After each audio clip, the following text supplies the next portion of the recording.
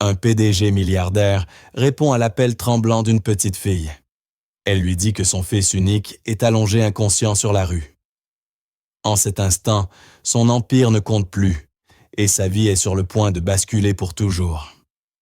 Jean-Luc Harcourt était assis dans son bureau, au-dessus de la ville.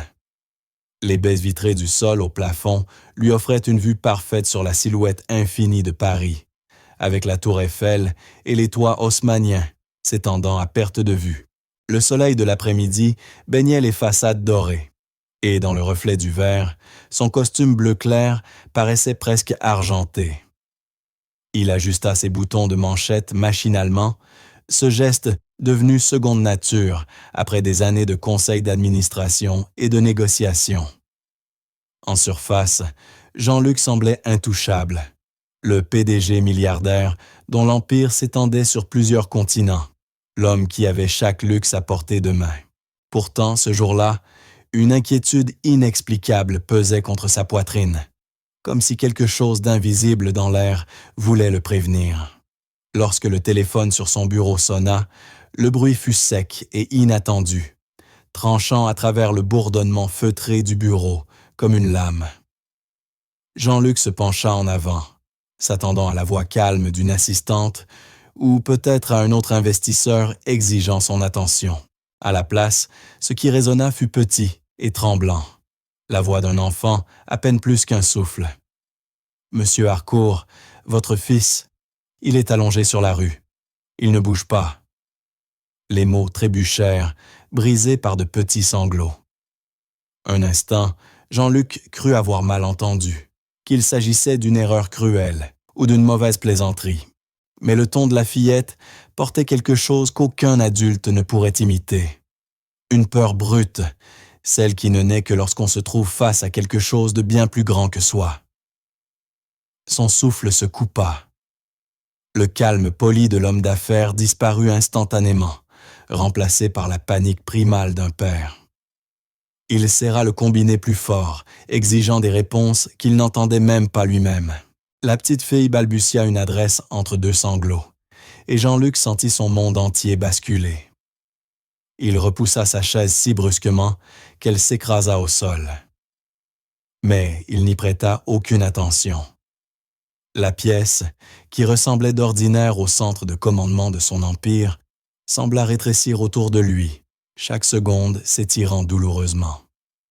Son esprit s'emballa d'images de son fils de 6 ans. Damien riant dans le jardin, ses yeux bleus pétillants, sa petite main serrant les doigts de Jean-Luc pendant leur promenade. Et maintenant, on lui disait que ces mêmes yeux étaient fermés, quelque part sur une rue, entourée non pas d'amour, mais de froid béton. Le pouls de Jean-Luc rugit dans ses oreilles, tandis qu'il se précipitait hors du bureau. Le monde au-delà de sa fenêtre n'avait plus l'air d'une cité de pouvoir et d'opportunité. C'était devenu un labyrinthe qu'il devait déchirer, rue après rue, seconde après seconde, pour atteindre le garçon qui comptait plus que tous les contrats, toutes les fortunes, tous les titres qu'il avait jamais conquis. En cet instant, le milliardaire avait disparu.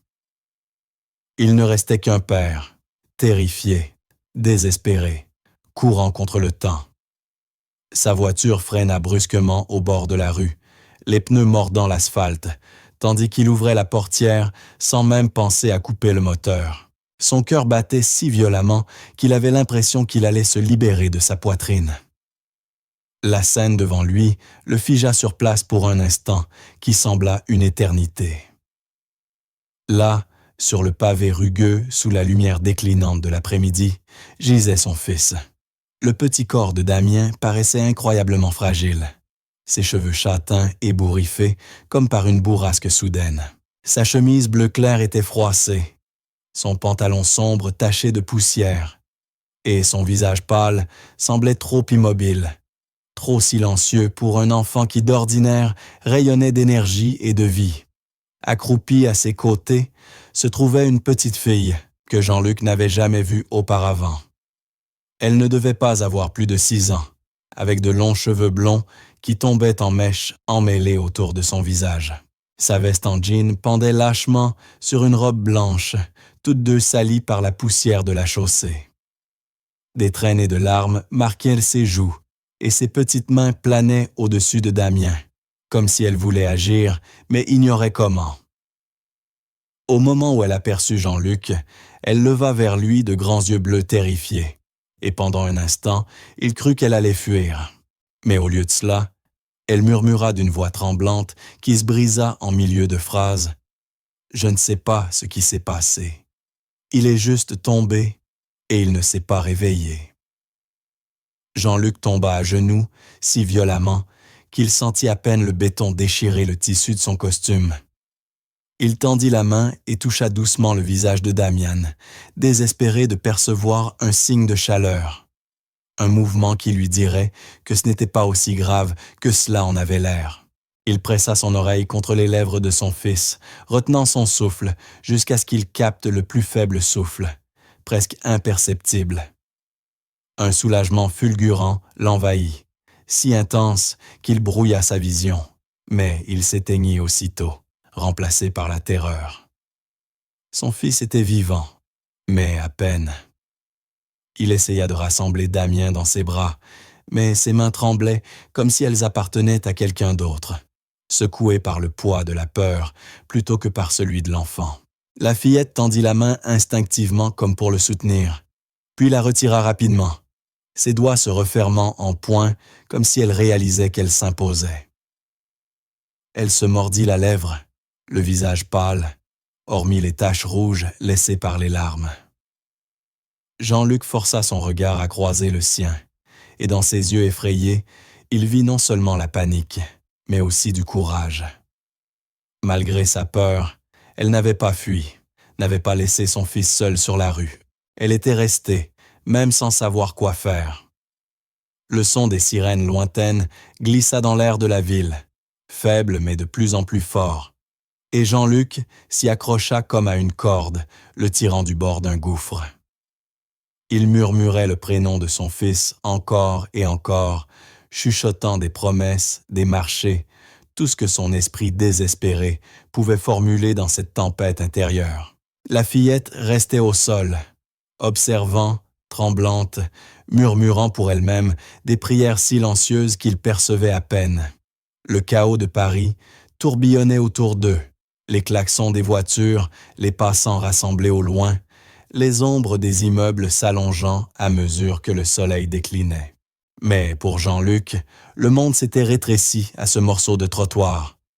Un enfant étendu et une autre agenouillée à ses côtés, désormais liés à sa vie d'une manière qu'il ne pouvait pas encore comprendre.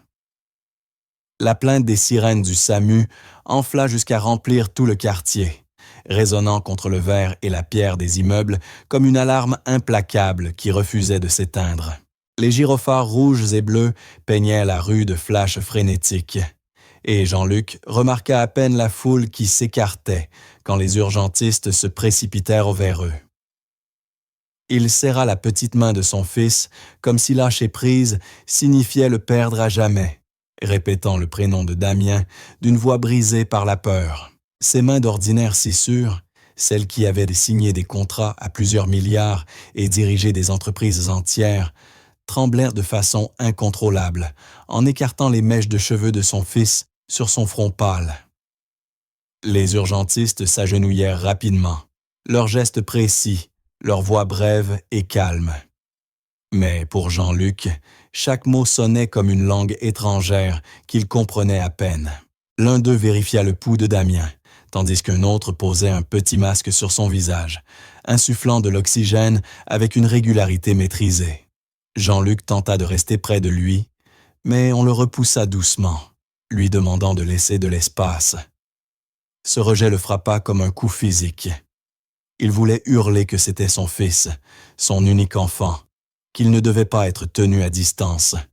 Mais la part rationnelle de lui savait qu'ils avaient raison. Son rôle, désormais, n'était plus d'agir, mais d'espérer. La fillette, celle qui avait passé l'appel, restait juste derrière lui, sa veste en jean glissant d'une épaule, ses yeux suivant chaque geste avec un mélange de terreur et d'émerveillement. Jean-Luc ressentait sa présence comme une encre fragile, le maintenant dans l'instant. Sans elle, Damien aurait pu rester trop longtemps seul.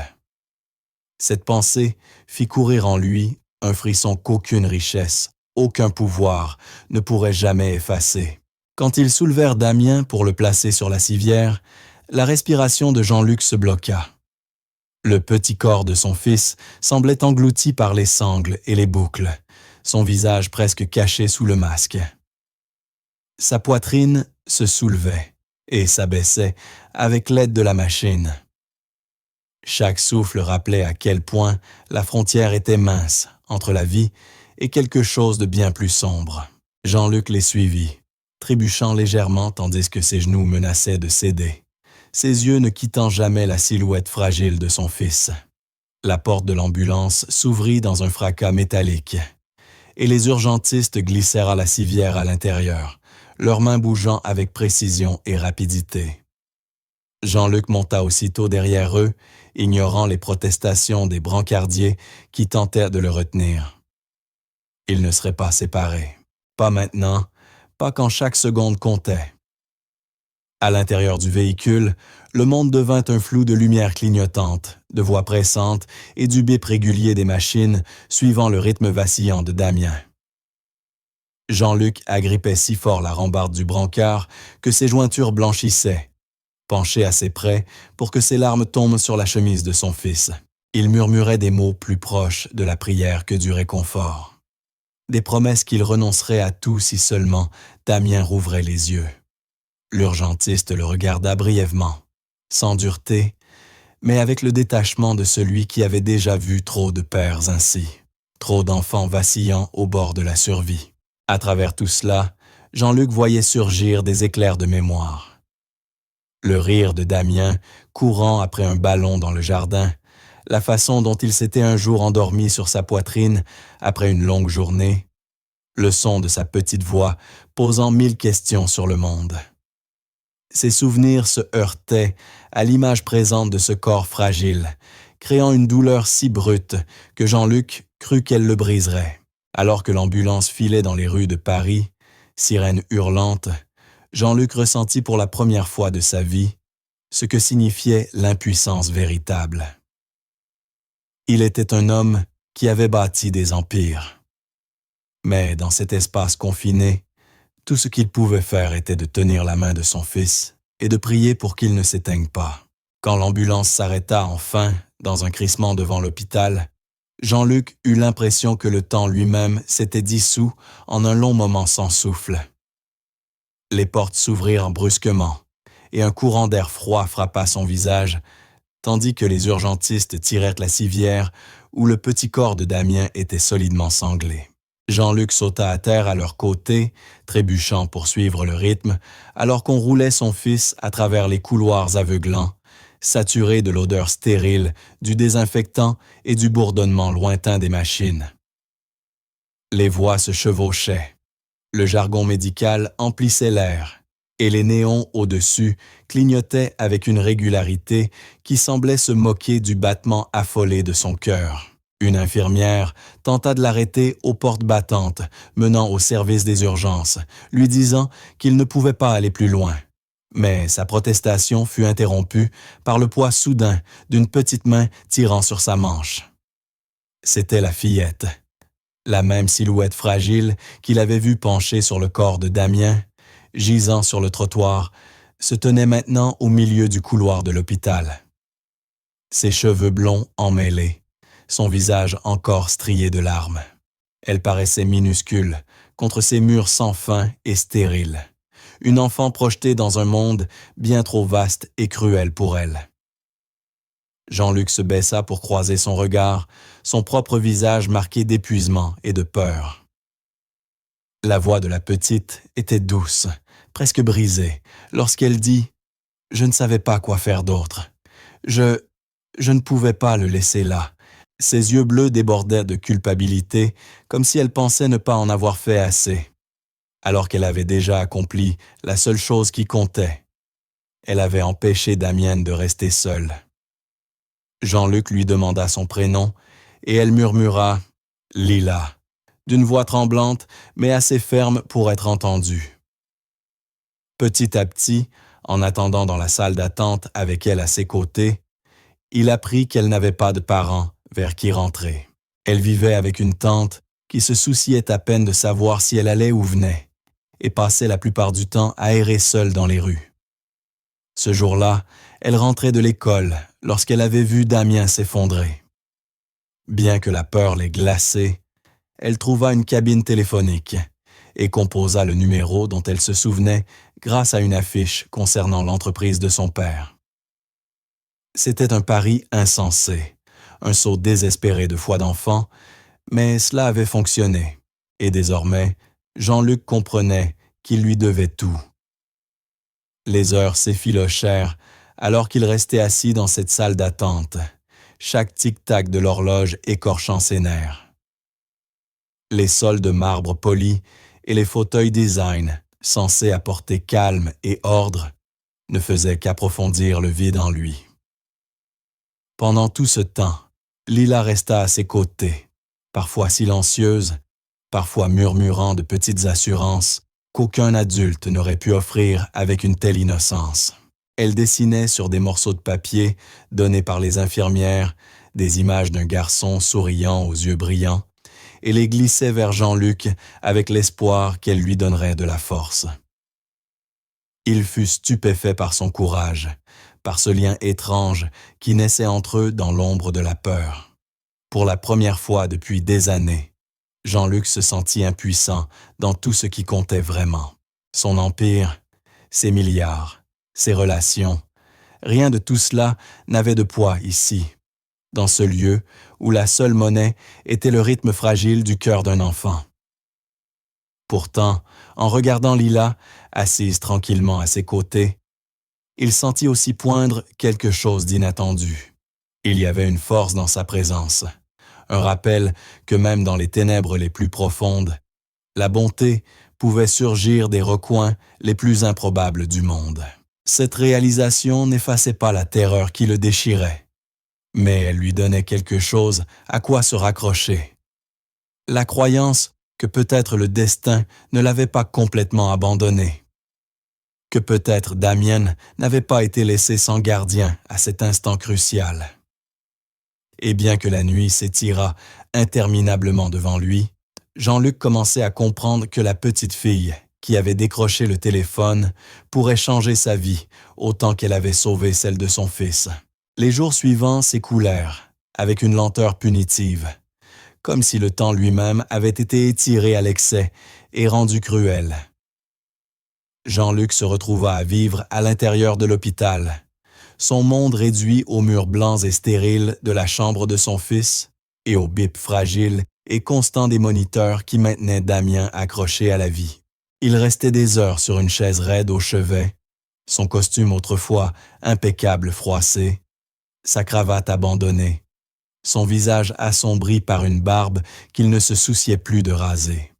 Chaque souffle que Damien prenait avec l'aide des machines était à la fois un soulagement et un supplice, car Jean-Luc ne pouvait échapper à la certitude que sans elle, son petit garçon s'éteindrait. Chaque matin, les médecins entraient avec des expressions prudentes, parlant d'un ton mesuré qui ne promettait jamais trop. Des mots comme « stabilisé » et « sous surveillance » devinrent le seul espoir qu'ils osaient offrir. Mais pour Jean-Luc, ces mots résonnaient comme des boucliers fragiles, retenant à peine un torrent de désespoir. Il écoutait, hochait la tête et posait des questions dont il savait déjà qu'elles n'avaient pas de réponse réelle. Il voulait de la certitude, mais la certitude ne venait jamais. Son fils restait enfermé dans un silence qui pressait contre chaque recoin de son cœur. Et pour la première fois de sa vie, Jean-Luc comprit ce que signifiait être totalement impuissant. Pourtant, il n'était pas entièrement seul. Lila était toujours là, glissant dans la chambre comme une ombre discrète et s'installant dans un coin avec ses crayons et ses morceaux de papier. Chaque jour, elle dessinait des images de Damien, riant, courant, jouant dans un jardin bien plus lumineux que le monde qu'ils habitaient désormais. Elle coloriait les ciels en bleu éclatant, le même bleu que celui des yeux de Damien lorsqu'ils étaient ouverts. Puis elle tendait les dessins à Jean-Luc, comme s'il s'agissait de talismans assez puissants pour le protéger. Au début, il les prenait d'un signe de tête distrait. Mais bientôt, il se surprit à les contempler dans les heures silencieuses, trouvant du réconfort dans la certitude enfantine que Damien sourirait à nouveau. Pendant les longues nuits, lorsque l'épuisement pesait sur lui et que les ombres dans les coins de la chambre semblaient murmurer la perte, Jean-Luc regardait Lila recroquevillée sur une chaise, endormie, les genoux ramenés contre sa poitrine, sa veste en jean servant de mince couverture. Il se demandait comment quelqu'un d'aussi petit pouvait porter un tel courage, comment elle avait réussi ce que tant d'adultes auraient échoué à faire. Il pensa à sa vie, à cette tante qu'il a remarquée à peine, à la solitude qui avait façonné son petit monde. Et sa poitrine se serra d'un sentiment plus profond que la gratitude. C'était un instinct féroce et protecteur, celui qu'il croyait ne pouvoir ressentir que pour son fils. Mais à présent, il s'étendait aussi vers cet enfant qui était entré dans sa vie par hasard, ou peut-être par destin. Les jours se confondaient, non pas mesurés par les horloges ou les calendriers, mais par le rythme des respirations faibles de Damien et le doux grattement des crayons de Lila sur le papier. Jean-Luc abandonna les réunions, les appels et la machinerie sans fin de son empire. Tout cela désormais insignifiant face à la bataille fragile qui se jouait dans cette unique chambre d'hôpital. Ses assistants tentèrent de le joindre. Son conseil d'administration exigeait des nouvelles, mais il les ignora tous. Il n'était plus le milliardaire inébranlable commandant des tours de verre et d'acier. Il était un père attendant que son enfant ouvre les yeux. Un homme apprenant, de la manière la plus dure, que l'argent ne pouvait acheter la seule chose qui comptait.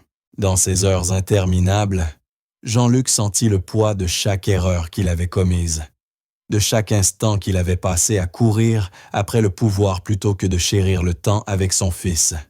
Il promit silencieusement, encore et encore, que si Damien revenait à lui, il changerait tout. Il serait plus présent, plus humain, moins consumé par les victoires creuses de son empire. Et chaque fois qu'il murmurait ses vœux, il percevait la présence tranquille de Lila tout près, comme si elle écoutait, comme si elle croyait, elle aussi, que ses paroles avaient du pouvoir. Ce qu'il ne voyait pas encore, bien que cela eût déjà commencé, c'était que ces jours sombres et insoutenables n'étaient pas seulement en train de forger une nouvelle force en lui, mais de tisser les premiers fils fragiles d'un lien qui allait bientôt redéfinir sa famille à jamais. Cela arriva un matin qui, au départ, ne semblait pas différent des innombrables autres qui avaient vidé Jean-Luc de tout espoir. La chambre d'hôpital était silencieuse, hormis le ronronnement régulier des machines et le froissement léger des infirmières dans le couloir. Jean-Luc était assis à sa place habituelle, près du lit de Damien, le corps raide après une nouvelle nuit sans sommeil, penché dans la même chaise dure. Sa tête reposait dans ses mains, et bien qu'il tentât de rester fort, le poids de l'épuisement et du désespoir pesait sur lui comme une lourde pierre. Lila, assise en tailleur sur le sol non loin, ses cheveux blonds retombant sur son visage, dessinait encore un autre tableau. Cette fois, un petit garçon, tenant un cerf-volant haut dans un ciel éclatant. Elle travaillait en silence, mais de temps en temps, ses yeux se levaient vers la silhouette immobile dans le lit, comme si elle voulait le forcer à bouger. Jean-Luc releva le regard, attiré comme toujours par le visage figé de son fils, lorsqu'il le vit, le plus léger frémissement, si minuscule qu'il crut un instant que ses yeux fatigués l'avaient imaginé. Il se redressa d'un bond, le cœur battant à tout rompre, penché en avant, les mains agrippant la barrière du lit. Les doigts de Damien bougèrent imperceptiblement, se repliant contre la couverture. Le souffle de Jean-Luc se bloqua dans sa gorge, tandis qu'il murmurait le prénom de son fils, n'osant presque pas parler plus fort, de peur que le moment fragile ne s'évanouisse.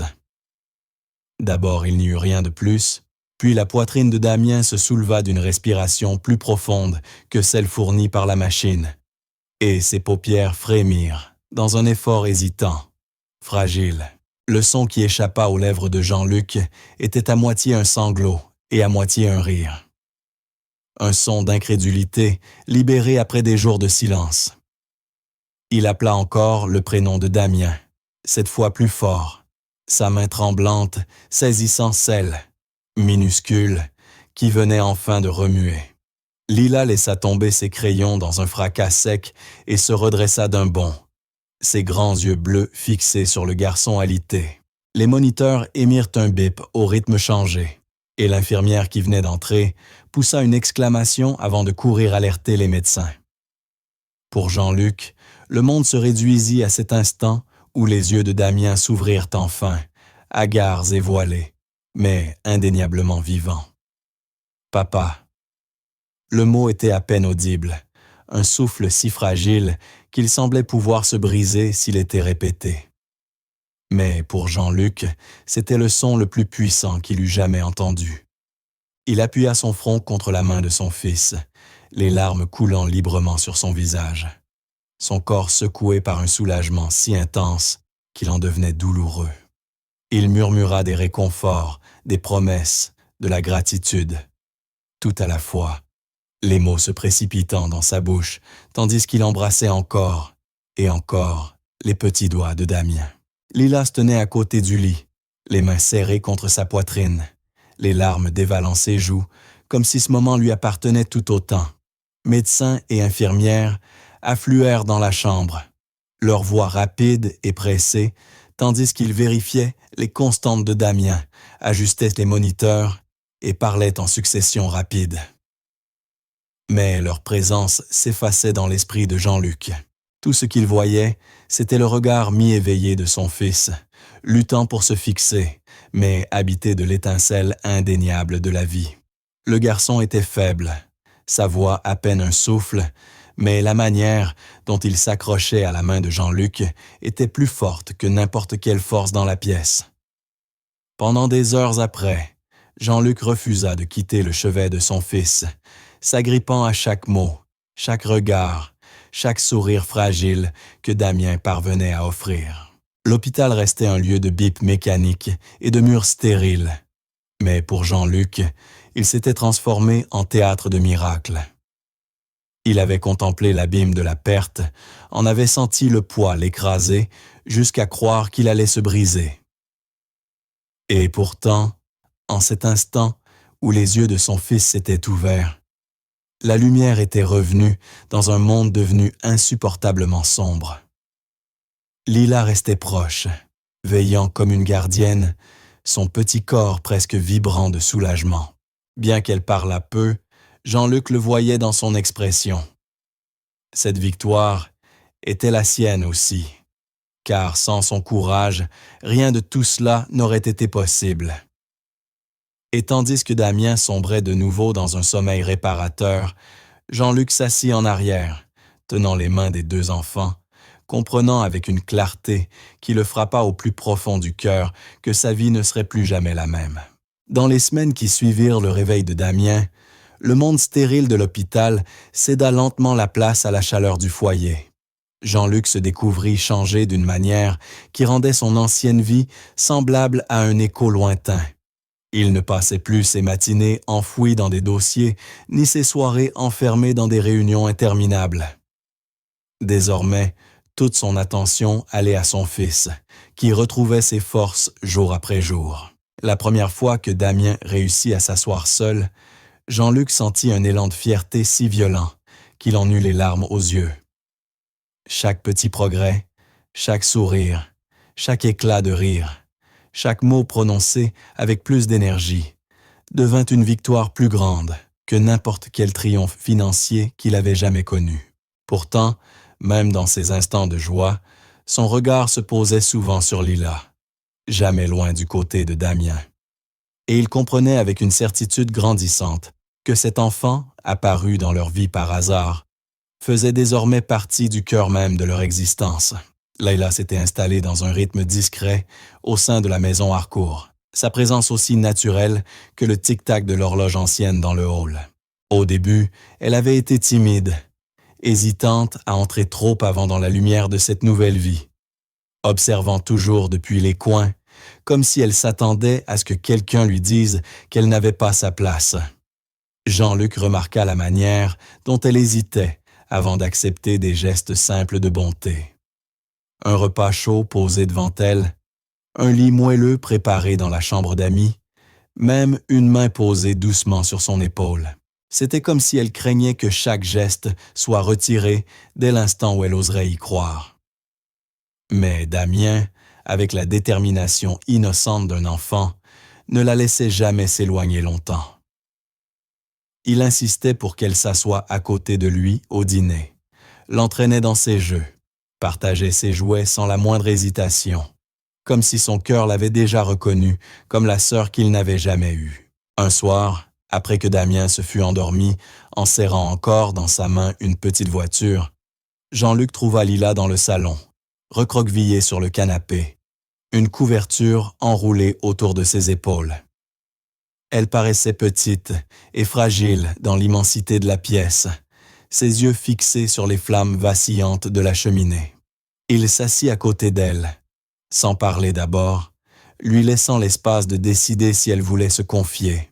Après un long silence, elle chuchota qu'elle n'avait jamais vraiment su ce que signifiait se sentir en sécurité, que la maison de sa tante n'avait jamais été un foyer, seulement un lieu où dormir. Sa voix tremblait, tandis qu'elle admettait s'être souvent demandé si elle comptait pour qui que ce soit. Le cœur de Jean-Luc se serra à ces mots, et il comprit avec une clarté qui le bouleversa qu'il ne pouvait pas la laisser replonger dans cette solitude. La décision naquit, non d'un élan passager, mais d'une profondeur qu'il ne pouvait plus nier. Il entama les démarches d'adoption, affrontant le labyrinthe des papiers officiels et des procédures administratives, avec une détermination égale à celle qu'il avait mise dans les affaires les plus ardues de sa carrière. Il ne s'agissait pas de stratégie ni de profit, mais de quelque chose d'infiniment plus grand. Offrir à une enfant qui avait sauvé son fils la chance d'avoir enfin une vraie place. Les yeux de Lila s'écarquillèrent lorsqu'il le lui annonça, son expression un mélange d'incrédulité et d'espoir si brut qu'il en eut presque le cœur brisé. Elle lui demanda s'il en était certain, sa voix si douce qu'elle se perdit presque dans l'air entre eux. Jean-Luc l'assura que non seulement il en était sûr, mais qu'il n'avait jamais été plus certain de rien dans toute sa vie.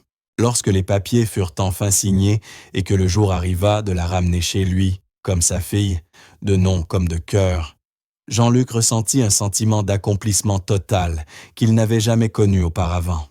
Le portrait de famille accroché dans le hall n'avait plus l'air inachevé.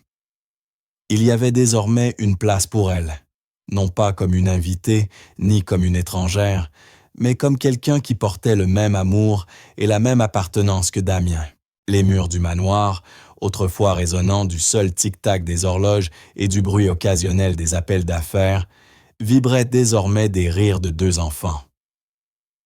Pour Jean-Luc, ce changement n'était rien de moins qu'une transformation.